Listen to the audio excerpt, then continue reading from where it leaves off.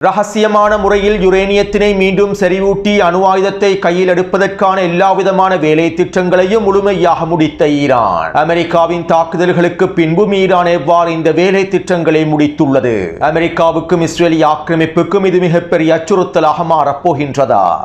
ஈரானின் செறிவூட்டப்பட்ட 400 kilogram uranium வைத்திருக்கப்பட்டிருக்கக்கூடிய மலைத்தொடரான peacock மலைத்தொடரை இலக்கு வைத்து அமெரிக்கா தாக்குதல்களை மேற்கொள்ளப் போகின்றதா? இவை தொடர்பாக டொனால்ட் ட்ரம்ப் வெளியிட்டிருக்கக்கூடிய அறிவிப்புகள் என்ன? பற்றி எரியும் குர்திஸ்தானினுடைய சுலைமானியா பிரதேசமும் குவைற்றினுடைய மிகப்பெரிய எண்ணெய் கப்பலும் குவைற்றின் புபியான் தீவை இலக்கு வைத்து மேற்கொள்ளப்பட்டிருக்கக்கூடிய உச்ச தாக்குதல்களும் ஈரானின் பீகாக் மலைத்தொடர் பிரதேசத்தினை கைப்பற்றுவதற்கு அமெரிக்கா தரைவழி தாக்குதல்களை மேற்கொள்ளப் போகின்றது அல்லது வான்வழி தாக்குதல்களை மேற்கொள்ளப் போகின்றது.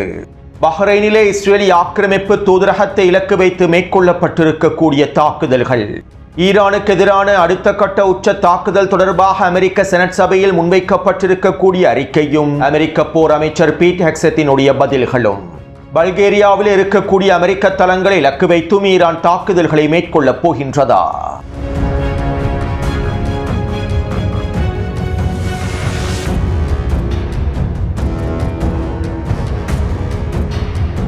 யமனின் களத்திலே உச்சக்கட்ட பதற்ற நிலைமைகள் ஏற்பட்டுள்ளன.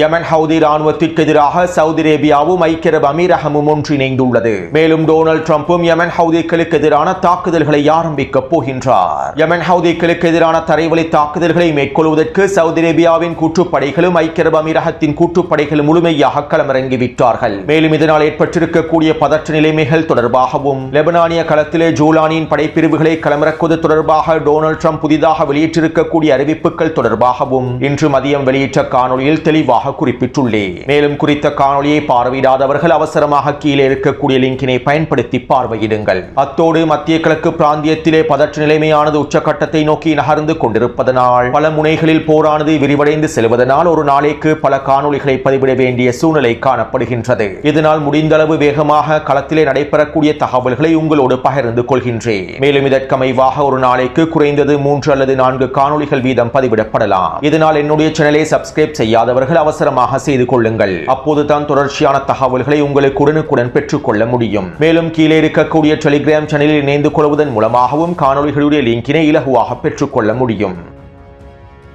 அத்தோடு நேற்றைக்கு முன்தினம் பிரித்தானியாவின் புதிய பிரதமராக ஆண்டி பெர்ன்ஹாம் அவர்கள் பதவியேற்றார். மேலும் இவர் பதவியேற்று 48 மணித்தியாலங்களுக்குள் ஈரானுக்கு எதிராக அமெரிக்காவுக்கு முழுமையான ஆதரவை வெளிப்படுத்தியுள்ளார். இதற்கமைவாக ஈரானுக்கு எதிரான அடுத்த கட்ட உச்ச தாக்குதல்களை மேற்கொள்வதற்கு பிரித்தானியாவில் இருக்கக்கூடிய தளங்களை முழுமையாக பயன்படுத்துவதற்கான அனுமதியையும் டொனால்ட் ட்ரம்புடைய நிர்வாகத்திற்கு வழங்கியுள்ளார். ஈரானுக்கு எதிரான 40 நாள் போரின் போது அமெரிக்காவுக்கு பிரித்தானியா முழுமையான ஆதரவை வழங்கவில்லை. மேலும் பேச்சுவார்த்தை மூலமாகவே தீர்வு எட்டப்பட முடியும் என்றும் இதனால் நாங்கள் முழுமையான ஆதரவை வழங்கப் போவதில்லை என்றும் பிரித்தானியாவும் பிரான்சும் ஜெர்மனியும் அறிவித்திருந்தன.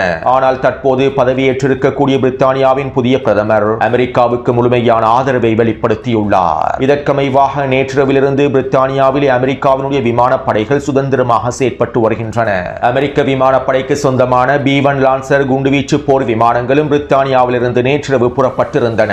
மேலும் அதிகளவான ஆயுதங்களையும் வெடிமருந்துகளையும் அமெரிக்கா பிரித்தானிய தளத்திலும் களமிறக்கி உள்ளது. 40 நாள் போரின் போது ஐரோப்பிய நாடுகள் அமெரிக்காவுக்கு ஆதரவை வழங்கவில்லை. ஆனால் தற்போது பிரித்தானியா முழுமையான ஆதரவை வெளிப்படுத்தி இருப்பதனால் ஒட்டுமொத்த ஐரோப்பிய நாடுகளும் ஈரானுக்கு எதிரான இந்த உச்சக்கட்ட போரிலே முழுமையான ஆதரவை வழங்கப் போகின்றன. மேலும் இதற்கமைவாக நேற்றிரவிலிருந்து ஐரோப்பா முழுவதும் இருக்கக்கூடிய விமான தளங்களில் பல வேலை திட்டங்களும் முன்னெடுக்கப்பட்டிருந்தன. அமெரிக்காவின் அதிகளவான எரிபொருள் நிரப்பு விமானங்களும் ஐரோப்பிய நாடுகளில் இருக்கக்கூடிய கட்டளை தளங்களில் தொடர்ச்சியான பயிற்சிகளையும் மேற்கொண்டிருந்தன. மேலும் எரிபொருள் நிரப்பு விமானங்கள் மத்திய கிழக்கை நோக்கியும் நகர்ந்திருந்தன. அதே போன்று இந்திய பெருங்கடல் பிரதேசத்தில் இருக்கக்கூடிய மிக முக்கியமான மூலோபாய தீவான டியாகோ கிராஷியோ தீவில் இருக்கக்கூடிய இராணுவ கட்டளை தளங்களை முழுமையாக பயன்படுத்துவதற்கான அனுமதியையும் பிரித்தானிய பிரதமர் அமெரிக்காவுக்கு வழங்கியுள்ளார். 40 நாள் போரின் போது குறித்த இராணுவ கட்டளை தளத்தை பயன்படுத்துவதற்கான அனுமதியையும் வழங்கியிருக்கவில்லை. இப்படியான நிலைமையில் தற்போது டியாகோ கிராஷியோ விமான கட்டளை தளத்தில் இருக்கக்கூடிய போர் விமானங்கள் தொடர்பான செயற்கைக்கோள் புகைப்படங்களும் வெளியாக இருந்தன. அதாவது ஈரானுக்கு எதிரான தாக்குதல்களை மேற்கொள்ளக்கூடிய மிக முக்கியமான அமெரிக்காவின் நீர்மூழ்கி கப்பல்களும் தரைவழி தாக்குதல்களை மேற்கொள்வதற்காக பயன்படுத்தக்கூடிய பல போர் விமானங்களும் விமானப்படைகளும் தற்போது டியாகோ கிராஷியோ தீவிலே களமிறக்கப்பட்டுள்ளன. 2 நாட்களுக்கு முன்பே குறித்த விமானப்படைகள் அனைத்தும் களமிறக்கப்பட்டிருப்பதாக தெரிவிக்கப்படுகின்றது. அத்தோடு ஐரோப்பாவில் இருக்கக்கூடிய பல்கேரியாவின் விமான கட்டளை தளங்களே அமெரிக்காவுக்கு மிக முக்கியமான விமான கட்டளை தளங்களாக காணப்படுகின்றன. நேற்றைய காணொலியிலும் பல்கேரியாவில் இருக்கக்கூடிய விமான கட்டளை தளங்கள் தொடர்பாகவும் இதனை பயன்படுத்தி அமெரிக்கா ஈரானுக்கு எதிரான தாக்குதல்களை மேற்கொள்ளப் போவது தொடர்பாகவும் பல தகவல்களை குறிப்பிட்டிருந்தேன். மேலும் ஈரானினுடைய தலைமைகள் தற்போது பல்கேரியாவுக்கு எதிரான எச்சரிக்கைகளையும் வெளியிட்டுள்ளார்கள். அமெரிக்கா ஈரானுக்கு எதிரான தாக்குதல்களை மேற்கொண்டால் அடுத்த கட்ட எங்களுடைய பதிலடி தாக்குதல்கள் நிச்சயமாக மத்திய கிழக்கு பிராந்தியத்திற்குள் மாத்திரம் இருக்காது. எங்களுக்கு எதிரான எங்களுடைய மக்களுக்கு எதிரான தாக்குதல்களை மேற்கொள்வதற்காக பயன்படுத்தப்படுகின்ற அனைத்து இராணுவ தளங்களை இலக்கு வைத்தும் நாங்கள் பதிலடி தாக்குதல்களை மேற்கொள்வோம். இதனால் பல்கேரியா நாடானது அமெரிக்காவுக்கு அதனுடைய தளங்களை வழங்கக்கூடாது. இது நாங்கள் பல்கேரியாவுக்கு வழங்கக்கூடிய இறுதி எச்சரிக்கையாகும். மேலும் அதையும் மீறி ஈரானுக்கு எதிரான தாக்குதல்களுக்காக பல்கேரியாவுடைய தளங்கள் வழங்கப்பட்டால் நாங்கள் அனைத்து தளங்களை இலக்கு வைத்தும் பதிலடி தாக்குதல்களை மேற்கொள்வோம் என தற்போது ஈரானிய தலைமைகள் அறிவித்துள்ளார்கள். அடுத்து நேற்றிரவு நடைபெற்ற ஊடக சந்திப்பிலே டொனால்ட் ட்ரம்ப் ஈரானுக்கு எதிராக இவ்வாறு தெரிவித்தார். நாங்கள் ஈரானை கடுமையாக தாக்கிக் கொண்டிருக்கின்றோம். யாருமே சாத்தியமில்லை என்று கூறிய விடயங்களை தற்போது நாங்கள் ஈரானிய களத்திலே நடைமுறைப்படுத்தி வருகின்றோம். ஈரானியர்கள் தற்போது பலவீனமடைந்து விட்டார்கள். அவர்களை பலவீனப்படுத்துவதற்கான எல்லாவிதமான தாக்குதல்களையும் நாங்கள் தொடர்ச்சியாக மேற்கொண்டு வருகின்றோம். அவர்கள் ஜோர்டானிய களத்திலே ஏதோ ஒன்றை ஊடுருவச் செய்தார்கள். மேலும் எங்களிடத்திலே வேறு முகவர்கள் இருந்திருந்தால் அது நடந்திருக்காது. அதே போன்று எங்களிடத்தில் தான் உலகிலே உள்ள அதிநவீன ஆயுதங்கள் மற்றும் உபகரணங்கள் இருக்கின்றன. இவற்றை பயன்படுத்தி நாங்கள் கிட்டத்தட்ட அனைத்தையும் தடுத்து விட்டோம். நாங்கள் தற்போது ஈரானுக்குள்ளே தாக்குதல்களை நிறுத்திவிட்டு வெளியேறினால் ஈரானை மீண்டும் கட்டமைப்பதற்கு 25 தொடக்கம் 50 வரையிலான ஆண்டுகள் சென்றுவிடும். ஈரானுக்குள்ளே நாங்கள் இன்னும் எங்களுடைய வேலையை முழுமையாக முடிக்கவில்லை. இதனால் தற்போது நாங்கள் ஈரானை விட்டு வெளியேறப் போவதில்லை. ஈரானில் இருக்கக்கூடிய தலைவர்கள் கொடூரமானவர்கள். மிட்டாய்களை போன்று சிறு குழந்தைகளையும் அவர்கள் படுகொலை செய்கின்றார்கள். ஈரானுக்குள்ளே இருக்கக்கூடிய இளைஞர்களையும் மக்களையும் தூக்கிலிடுகின்றார்கள்.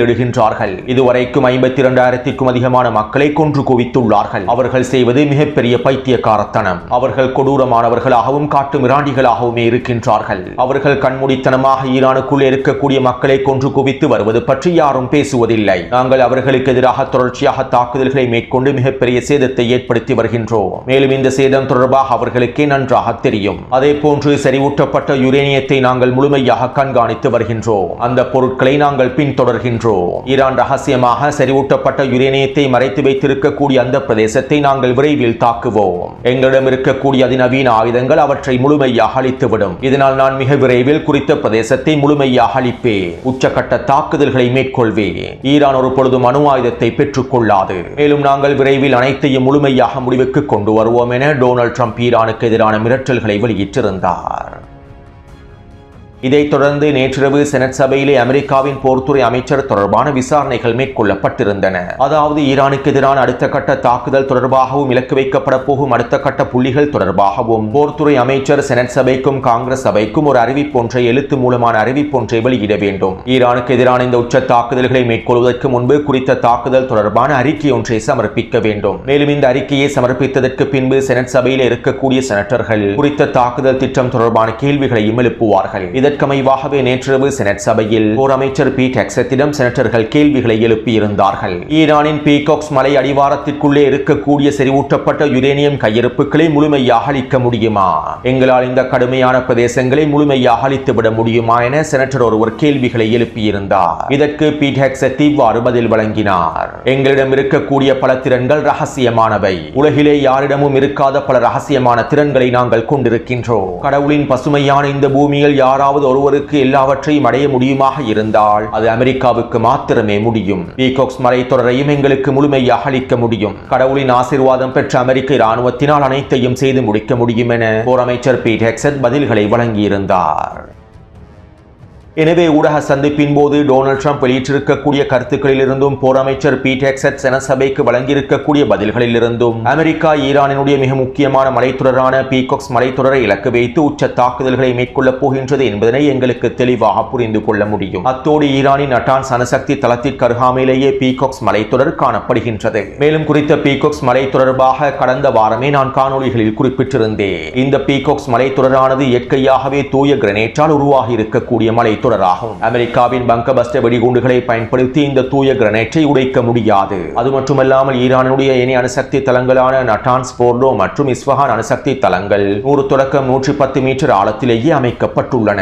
ஆனால் பீகாக்ஸ் கிரனேட் மலைத்தொடருக்கு கீழால் இருக்கக்கூடிய அணுசக்தி தளங்கள் 150 மீட்டருக்கும் அதிகமான ஆழத்தில் அமைக்கப்பட்டிருப்பதாக தெரிவிக்கப்படுகின்றது. மேலும் குறித்த கிரனேட் மலைத்தொடருக்கு எதிராக அமெரிக்காவின் பங்கபஸ்ட வெடிகுண்டு தாக்குதல்கள் செல்லாது. அமெரிக்கா 100க்கும் அதிகமான பங்கபஸ்ட வெடிகுண்டுகளை ஒரே நேரத்தில் குறித்த மலைத்தொடருக்கு எதிராக வீசினாலும் இந்த மலைத்தொடருக்குள்ளே இருக்கக்கூடிய அணுசக்தி தளத்திற்கு எந்தவிதமான தாக்கமும் ஏற்படுத்தப்பட மாட்டாது.